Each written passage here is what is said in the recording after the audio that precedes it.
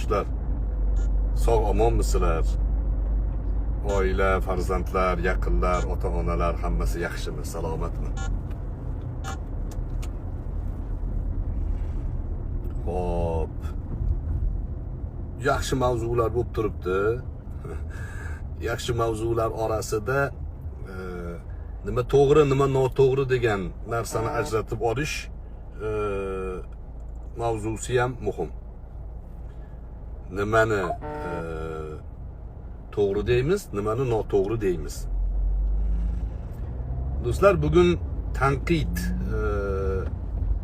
soyasida, tanqid qilyapman degan bahonani soyasida ba'zi odamlardan populistik harakatlar ko'zga ko'rinib qolyapti, ko'rinadi. Populizm nima, tanqid nima? Buni ajratib olishimiz kerak. Populizm uslub va maqsadga ko'ra tanqiddan farq qiladi. Populizm degani haligi odamlarni ko'ziga o'zini xalq dardida qilib ko'rsatish, aslida bo'shliqdan foydalanishga urinish bo'ladi. Bir sizga yechim taklif qilmaydi yoki muammoni aslini fakt bilan, dalil bilan keltirmaydi. Umumiy gapiradi va buning yechimi bizda deyish bilan to'xtatadi. Mana shuni populizm deyiladi. Misol keltirsam yana ham tushunarliroq bo'ladi. Masalan, chiqib aytadiki, xalq qiynalyapti, qimmatchilik bo'lib ketdi. Bunga aybdor hukumat. Agar bu hukumatni ag'darsak, biz kelsak, bu yechim bo'ladi degan gap populizm. Nimaga desa, chunki muammoning aslini, sabablarini ko'rsatmayapti. Tanqid yo'q bu yerda. Ikkinchidan, aytayotgan muammosiga yechim yo'q. Konkret yechim yo'q. Uchinchidan, hissiyotga urg'u beryapti. Xalq qiynalyapti degan hissiyotga urg'u beryapti va mana shuni orqasidan o'zini ya'ni taklif qilyapti. Biz yechamiz. Buni otini do'stlar populizm deyiladi.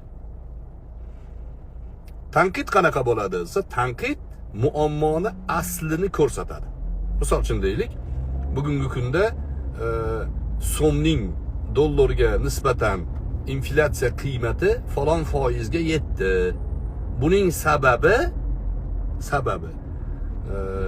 ichki bozorni rivojlantirmayotganimiz, eksportni to'g'ri shakllantirmayotganimiz, importga to'g'ri yo'l qo'ymayotganimiz kabi sabablarni keltiradi. Va aytadiki, buni hal qilishlikda mutasaddilar e'tibor berish kerak deydi. Ana shuni otini tanqid deyiladi. Bu tanqid bu. Buni to'g'ri qabul qiladi hamma. Qilish kerak. Lekin populizm bilan tanqidni farqiga bormaslik bu ko'p odamlarni aldanishiga sabab bo'ladi.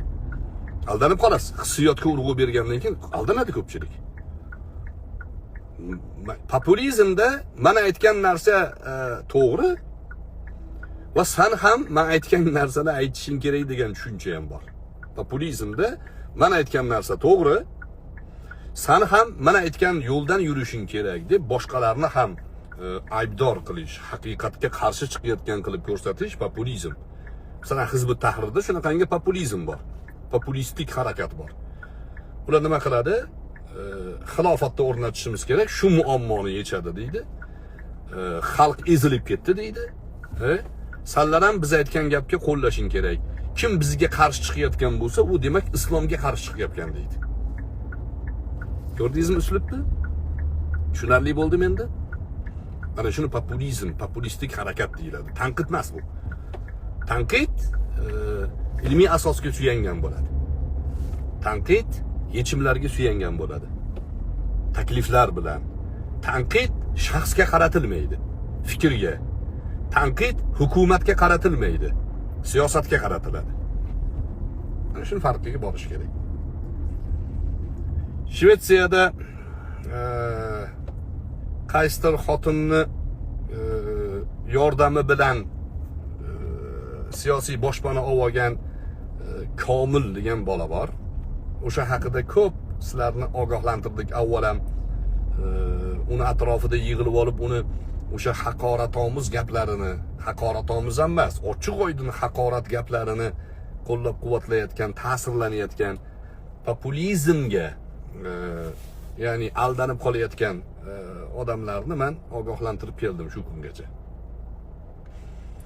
Va uni qotil ekanligini, odam o'ldirib qochib ketganligini, bu 3-4 so'm pul uchun har narsaga tayyor ekanligini, hattoki dadasiga ya'ni qarshi yurgan, hatto o'g'lini oq qilgan, xotinini taloq qilgan, o'g'lini oq qilgan oq padar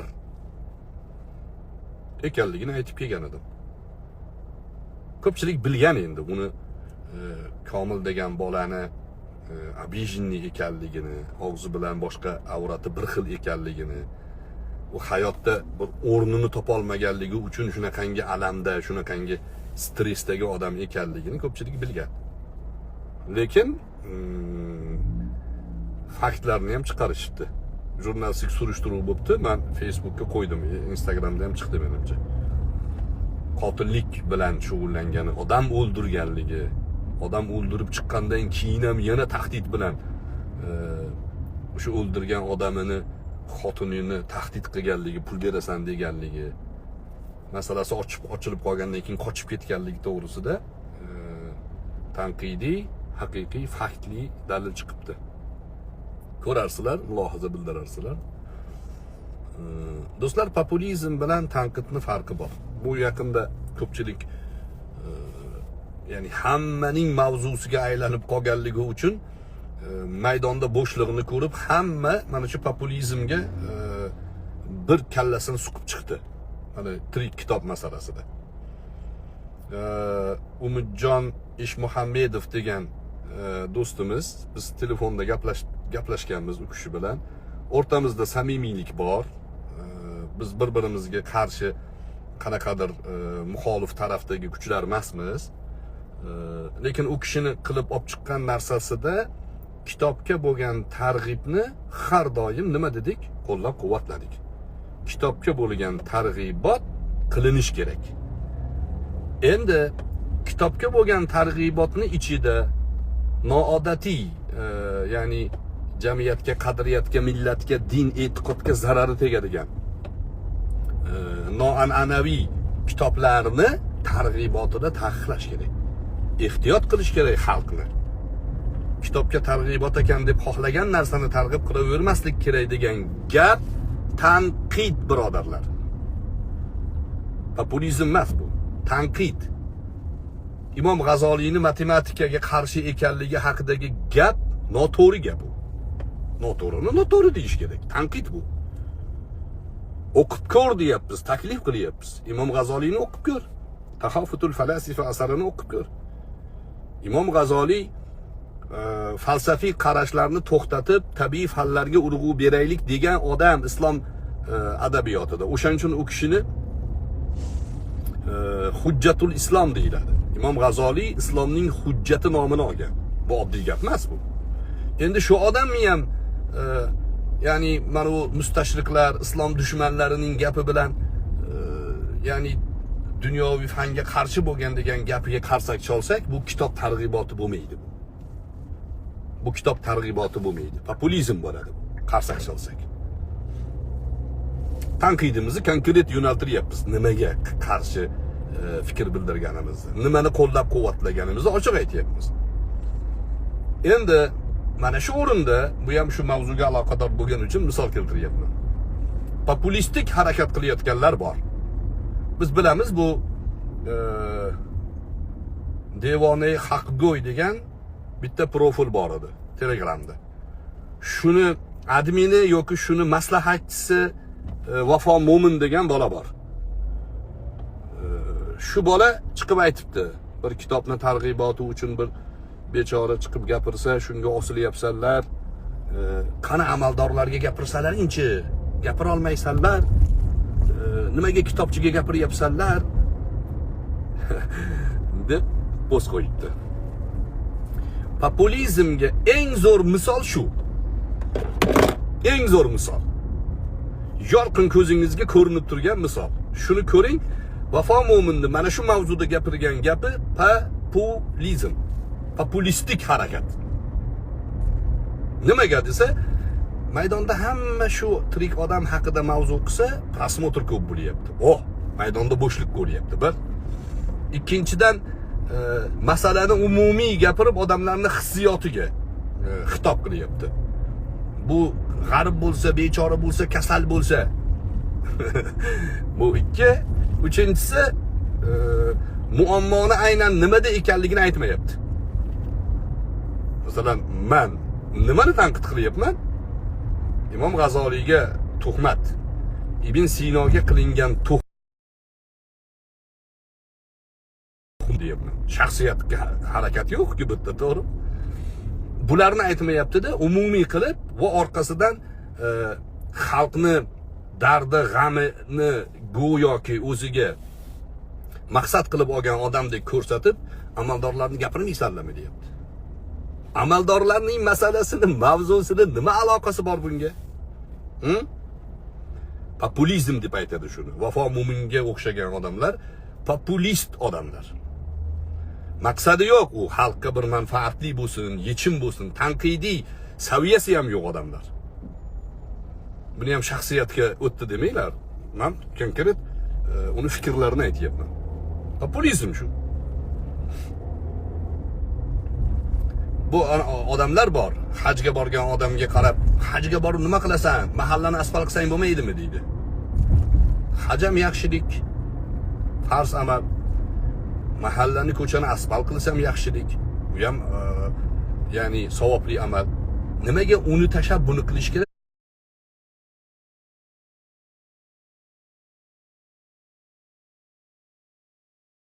Masalan, maktabga ham pul sarflaydi. Bu populistlar ikkalasini ham qilmaydi. O'tirib olib, nimaga amaldorlarni gapirmaysanlar?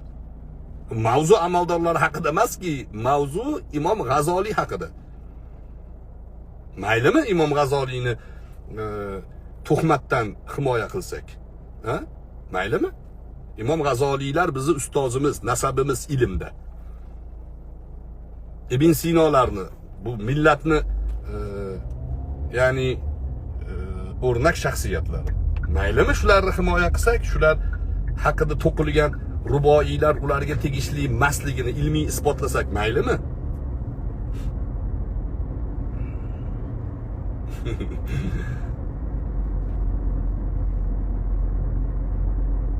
Xo'p, ana shu populistik harakatlarni ajratib olaylik, do'stlar. Meni bu suhbatlarimdan ko'zlagan maqsadim ham shu. Kim tanqid bilan shug'ullanyapti, kim populizm bilan. Ajratib olish kerak buni. Shuni ajratib olmasangiz, laqqa tushasiz. Tuzoqqa tushasiz. Qopqonga tushasiz. Populistlar o'zlarini maqsadlarini amalga oshirish uchun fikr bildirishadi. Tanqid ko'pchilikka yoqmaydi lekin. Populizm ko'pchilikka yoqadi. Chunki ko'pchilikka yoqadigan uslubni qo'llaydi-da, xalq parvarman deb qo'llaydi. Hamma qarsak chalayotgan narsaga bu ham qarsak chalishlikni aytadi. Meni Yalang'och podshoh haqidagi she'rim bo'lardi. O'shanda ertakni she'riy nazmga solgan uslubim bo'lardi. O'sha yerda bir jumla bor. Go'daklik haqida, ya'ni go'daklar sodda bo'ladi, haq aytib qo'ya oladi. Hamma botilga chapak chalgan kuni sen go'daklik qildi, tan olma uni degan joyi bor. Hamma botilga chapak chop tursa, sen tan olma, go'dak bo'l. Sodda bo'l, ayt noto'g'ri narsani. Xitoy haqida hamma qarsak chalayotdi, noto'g'ri deb gapirdim. Boshlandi menga anaqa trolling harakatlari. Oxir natija nima bo'ldi? To'g'ri bo'lib chiqdi-ku. Xitoy bizni bosib olmaydi. Turkiyada yurgan Fazliddin Parpiyev gapiryapti, Xitoy bosib olyapti O'zbekistonni deb. Senga nima? Xitoy bosib olmaydi O'zbekistonni. Populizm edi ularning harakatlari. Xitoy bilan sherik bo'lib ishlash, O'zbekistonga bino qurish, shu yerda ish o'rganish, o'rgatish foyda-ku bizning xalqimizga. Tirik kitobning hamma qarsak chalayotdi. Ha, qarsak chaladigan joyi bor. Kitobni targ'iboti. Umidjon Ishmuhammedovga ham shu gapim. Biz shamolni to'xtatayotganimiz yo'q, do'stim. Biz kitobni targ'ibotini qo'llab-quvvatlayapmiz. Lekin rus ateistlarining targ'ibotini, ateizm bilan bizga bosqinchilik qilgan urus propagandasini qilishga qarshimiz.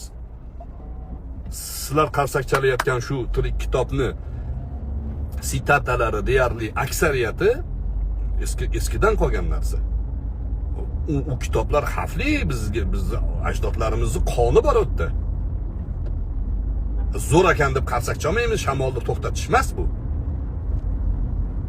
Populistik harakatni keragi yo'q. Konkret gaplash kerak. Dalil nima? Zeusni gapiradimi? Bizga to'g'rimi shu gaplar? Boshqa gaplarni ham ko'rsangiz shu, lekin kitobni o'qinglar degan jumlalarga gap yo'q. Uni qo'llab-quvvatlaymiz. Shuning uchun bizning gapimizni umumiy qilib turib tanqid ostiga olishdan, ya'ni tanqid qilyapman degan tushuncha bilan populistik harakat qilmanglar. Qilganlarga o'zingizlar bilasizlar. Oxir oqibatda baribir haqiqat g'olib bo'ladi. Alloh xayrli qilsin, do'stlar. Shuni aytib qo'ymoqchi edim. Komil inson bo'l deb yozib olgan profili bor, ana u qotilni. Komil degandan keyin virgul bor aslida. U komil inson bo'l deb yoki amr siyg'asida yozib olgan. Komildan keyin virgul qo'yib o'qish kerak. Komil inson bo'l. Odam bo'l, sen odam emassan-ku. Cho'chqa tabiat odam. Pul uchun do'stlar, pul uchun odam o'ldirgan. O'g'lidan, qizidan voz kechgan odam. O'g'lini, qizini oq qilgan odam haqida, ya'ni u o'g'liga, qizga ham agar to'g'ri ma'noda otasiga oq bo'lgan bo'lsa, qiyin hayotda, oxiratda so'roq bo'ladi. Lekin o'g'lini, qizini oq qilgan odam ham oppoq deyilmaydi. O'g'lini, qizini oq qilgan komil, virgul inson bo'l. Shu odamga ham qarsak chaladiganlar bor-da. Populizmni xatarini ko'ryapsizmi? Xatarli narsa bu. Davlat to'ntarishida ishlatiladigan uslublar. Yolg'on propagandasi. Ko'z yosh bilan, yig'i bilan ishni hal qilish. Ayollarda bo'ladi-yu, ayollar ko'pchiligi populist bo'ladi. Yig'lab hal qiladi. Lekin biz realist bo'lishimiz kerak. Vaziyatga to'g'ri yondashishimiz kerak. Nohaqni nohaq deyishimiz kerak. Haqni tarafida turishimiz kerak. Barchalarga tashakkur. O'zingizlarni ehtiyot qilinglar. Yaxshi kunlarda, yaxshi hodisalar ustida ko'rishishimizni Alloh nasib qilsin. O'ylaymanki, bu ozgina qisqa suhbatimizda tanqid bilan tanqid bo'lmagan narsani farqiga bordik degan xayoldaman. Alloh taolo foydali qilsin suhbatlarimizni. Maqsadimiz mana shunga o'xshagan siyosiy jargonlarni ham o'rganib borish. Yoshlarimiz ko'zi ochiq bo'lsin. Kim nima desa, laqqa ergashib ketavermasin. Suriyaga chaqirganlar, Suriyada jihad qilyapmiz degan odamlar faqat populistik uslub bilan chaqirgan. Portlab ketgan binolarni, o'lib yotgan yosh bolalarni surati, videosini ko'rsatib chaqirgan. Yoshlarimizni. Nima degan? Mana kelinglar, yordam beringlar deb. Ular borgandan keyin o'sha yosh bolalarning o'lishi ko'paydi. Yechim yo'q. Shunaqangi hissiyotga urg'u berib chaqirib odamlarni qotillikka yoki maqtullikka tashlab yuborishdi. Go'sh qilishdi, go'sh. Mana shu narsani ajratib olsak yaxshi degan umidda suhbat qildim. O'zingizlarni diqqat qilasizlar. Barchalarga tashakkur. Sabr bilan tinglaganlar uchun rahmat. Assalomu alaykum va rahmatullohi va barakatuh.